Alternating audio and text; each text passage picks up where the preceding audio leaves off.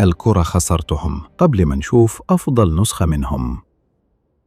في كرة القدم في نجوم بيكتبوا التاريخ، ونجوم تانيين التاريخ ما ادالهمش الفرصة يكملوه. لاعبين امتلكوا موهبة استثنائية وكان قدامهم مستقبل كبير، لكن المرض أو الحوادث أو الموت المفاجئ أنهى الرحلة قبل ما نوصل لأفضل نسخة منهم. النهاردة هنفتكر 4 حكايات عمر جمهور الكرة ما نسيها. أحمد رفعت كان واحد من أكثر اللاعبين مهارة في جيله، لاعب سريع ذكي وصاحب قدم يسرى مميزة، وقدر يثبت نفسه مع عدة أندية ووصل لمنتخب مصر. ومع كل موسم كان الإحساس بيكبر إن لسه أفضل نسخة من أحمد رفعت جاية، لكن القدر كان أسرع ورحل أحمد رفعت تاركا حزنا كبيرا في قلوب كل محبي الكرة المصرية. ورحل السؤال اللي هيفضل موجود، يا ترى لو كمل كان ممكن يوصل لفين؟ خلينا قبل ما نروح لنجمنا التاني ندعي لأخونا أحمد رفعت، ربنا يغفر له ويرحمه.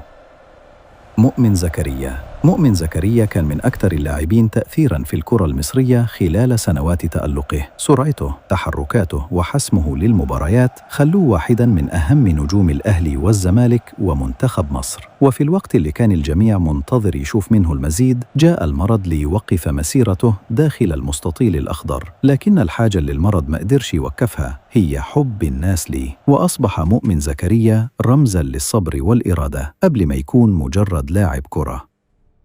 ربنا يشفيك ويعافيك ويرجعك لينا بالسلامة يا مؤمن. محمد اليماني كان من أبرز المواهب الهجومية في جيله، وتألق مع منتخب مصر للشباب، وكان كثيرون يتوقعون له مستقبلاً كبيراً. كل المؤشرات كانت بتقول إن الكرة المصرية على موعد مع مهاجم مختلف، لكن حادث سير غير كل شيء. انتهت الرحلة قبل ما تبدأ بالشكل اللي كان الجميع منتظره، وبقي اسمه حاضراً كلما ذكر اللاعب الذي لم يأخذ فرصته كاملة.